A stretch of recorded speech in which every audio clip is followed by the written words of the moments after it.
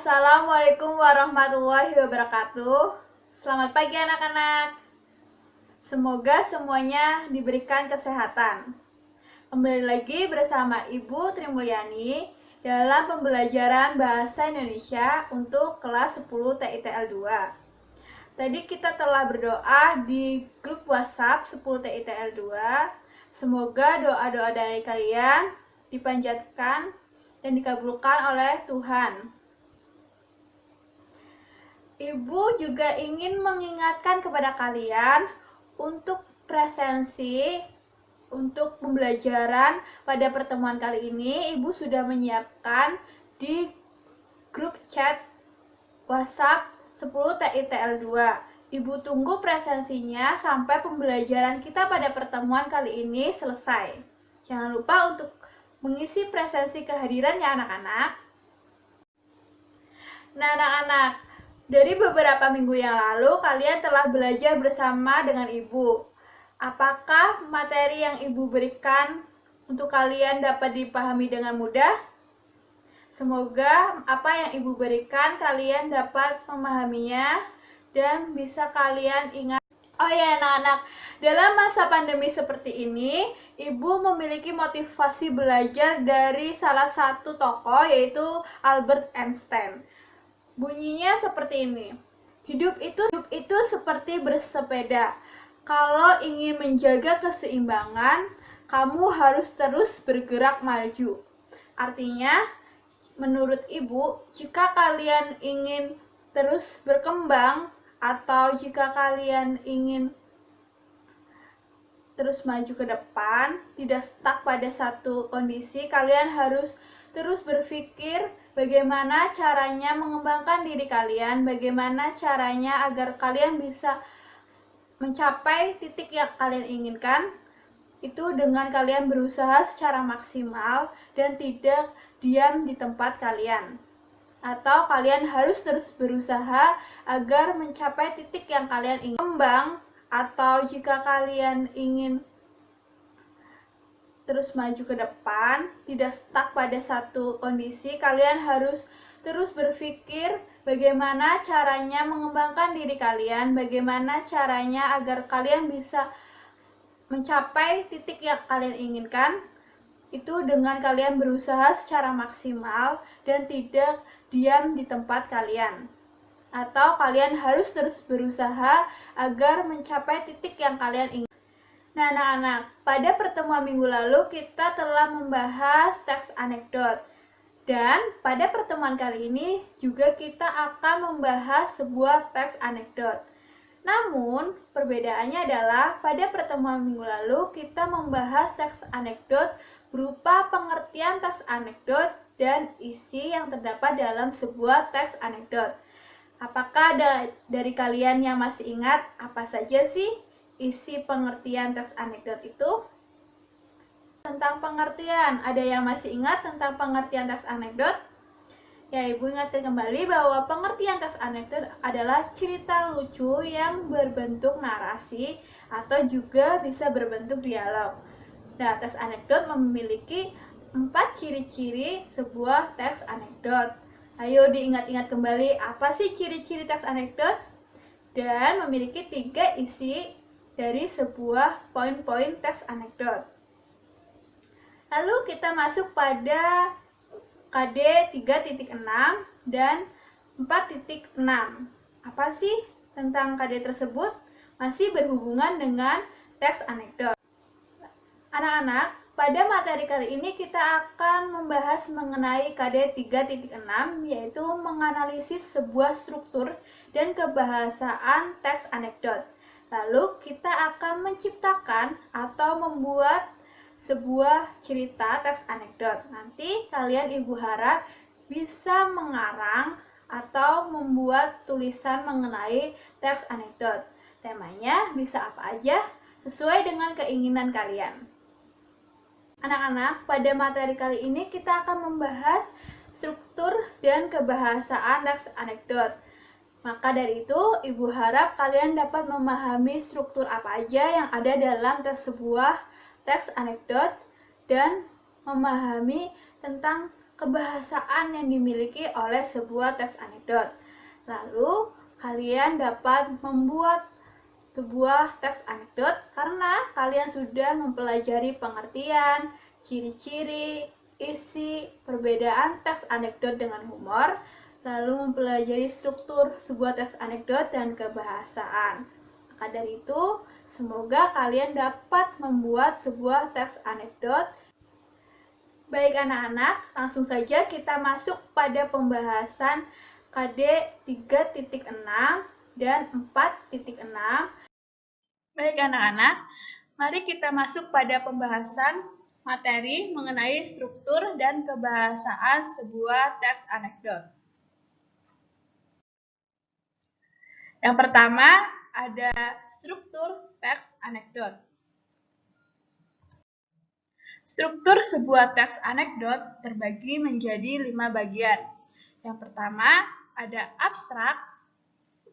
Abstrak merupakan berfungsi untuk menggambarkan mengenai teks tersebut secara umum agar pembaca dapat membayangkan situasi yang terjadi dalam sebuah teks anekdot. Lalu ada orientasi. Orientasi merupakan awal kejadian pada sebuah cerita teks anekdot atau juga bagian yang menjelaskan latar belakang mengapa peristiwa utama dalam sebuah cerita dapat terjadi. Lalu ada krisis. Krisis merupakan awal kejadian pada cerita atau juga bagian yang menjelaskan latar belakang mengapa terjadinya sebuah peristiwa dalam teks anekdot. Krisis juga bisa disebut sebagai puncak permasalahan yang ada dalam sebuah cerita teks anekdot.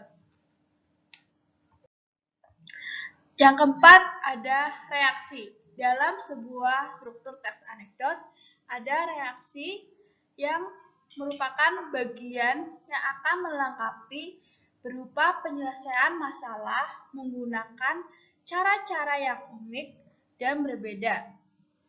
Reaksi merupakan penyelesaian masalah dalam sebuah teks anekdot, tetapi menggunakan cara penyelesaian yang unik dan terkesan tidak terduga dalam sebuah teks cerita. Anekdot biasanya menggambarkan penyelesaian yang lucu atau unik. Lalu ada koda. Dalam sebuah teks anekdot ada koda. Koda ini merupakan bagian penutup cerita dalam sebuah teks anekdot. Biasanya koda berada di bagian akhir paragraf dalam sebuah teks anekdot yang mengartikan bahwa cerita tersebut sudah selesai.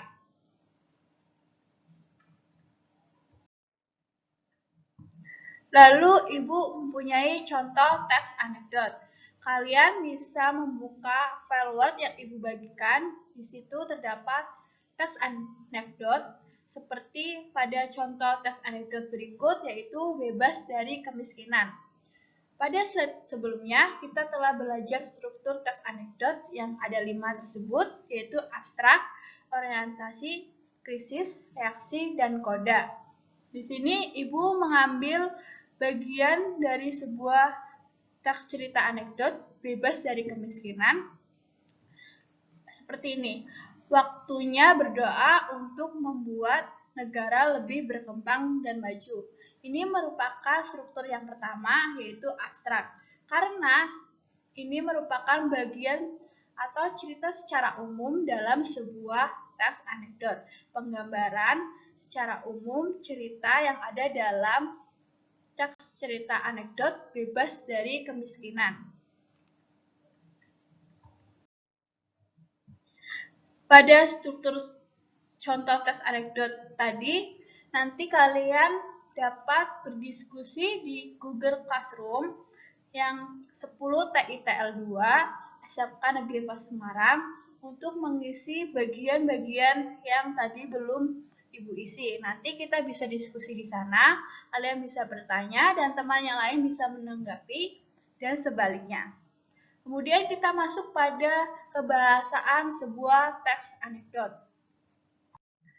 Kebahasaan teks anekdot terbagi menjadi 6. Yang pertama, menggunakan kalimat yang menyatakan peristiwa masa lampau. Di sini kalian bisa menggunakan waktu pada masa yang sudah telah terjadi. Ya, lalu menggunakan kalimat retoris. Kalimat retoris merupakan kalimat pertanyaan yang sebenarnya tidak memiliki jawaban atau tidak membutuhkan jawaban. Lalu yang ketiga, menggunakan konjungsi. Penggunaan konjungsi atau kata hubung dalam sebuah kalimat atau sebuah teks anekdot biasanya menggunakan kata hubung waktu yang menunjukkan masa lampau, seperti kemudian, lalu, dan yang lain-lain. Nanti kalian bisa cari tahu sendiri atau kita diskusikan di Google Classroom. Yang keempat, ada penggunaan kata kerja aksi. Kata kerja aksi itu seperti kata kerja membaca, menulis, menyapu, dan yang lain-lain. Lalu yang kelima, ada menggunakan kalimat perintah.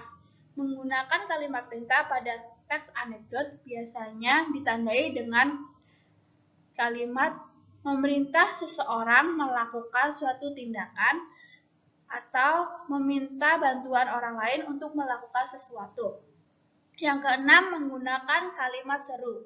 Penggunaan kalimat seru pada teks kebahasaan anekdot pada kebahasaan teks anekdot biasanya ditandai dengan tanda seru pada akhir kalimat. Terima kasih anak-anak. Itu saja pembahasan kita pada pagi hari ini. Jika ada yang ingin ditanyakan atau diskusi, kita bisa masuk pada Google Classroom. Nanti di situ kita bisa berdiskusi, menanggapi satu sama lain.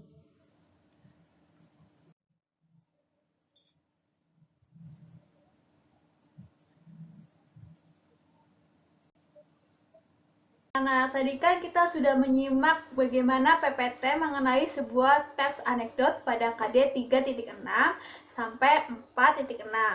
Nah, dari kalian apakah ada pertanyaan? Apakah dari kalian ada yang masih bingung tentang struktur dan kebahasaan sebuah teks anekdot? Jika iya, kalian bisa menanyakan pada Google Classroom kita, yaitu 10 TITL 2 Bahasa Indonesia. Nanti kita bisa diskusi di sana dan teman-teman yang lain juga bisa menanggapi dari pertanyaan yang kalian tulis pada Google Classroom 10 TITL 2 Bahasa Indonesia. Baik, jika ada yang masih belum paham mengenai PPT tersebut, Ibu akan memberikan sedikit rangkuman atau gambaran besar apa yang kita pelajari pada KD 3.6 sampai 4.6 pada teks anekdot berikut. Yang pertama, ada struktur. Sebuah teks anekdot memiliki 5 struktur, yaitu abstrak, yang kedua orientasi, ketiga krisis, keempat reaksi, dan yang kelima adalah koda. Lalu, pada teks anekdot memiliki 6 kebahasaan yang ada dalam sebuah teks anekdot. Nah, apa sih 6 kebahasaan yang ada dalam sebuah teks anekdot, anak-anak? Ya, yang pertama adalah menggunakan kalimat yang menyatakan sebuah peristiwa masa lalu. Yang kedua, menggunakan kalimat retoris. Dan yang ketiga, menggunakan konjungsi. Yang keempat, menggunakan kata kerja aksi. Yang kelima, menggunakan kalimat perintah. Dan yang terakhir, menggunakan kalimat seru. Baik anak-anak, seperti yang sudah Ibu sampaikan di awal, bahwa kalian akan membuat sebuah teks anekdot. Maka, penugasan kali ini adalah kalian membuat sebuah teks anekdot bertemakan bebas dan terserah kalian mau bentuk narasi atau berbentuk dialog.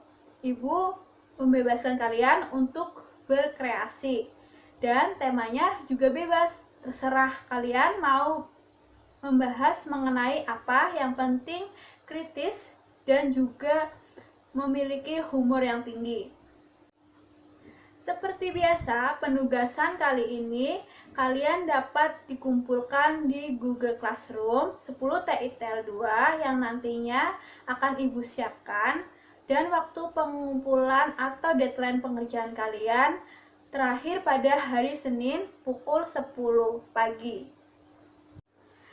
Nah, anak-anak, jika masih ada yang bingung mengenai tata cara mengumpulkan tugas atau berkaitan dengan tugas yang Ibu berikan, kalian juga bisa menyampaikannya di Google Classroom.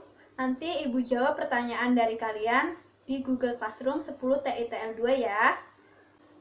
Sekian pembahasan kita pada materi teks anekdot KD 3.6 dan 4.6. Semoga apa yang kita pelajari pada pagi hari ini bisa kita manfaatkan ilmunya pada keesokan harinya atau pada masa yang akan datang. Ibu harap kalian tetap menjaga kesehatan dan cuci tangan.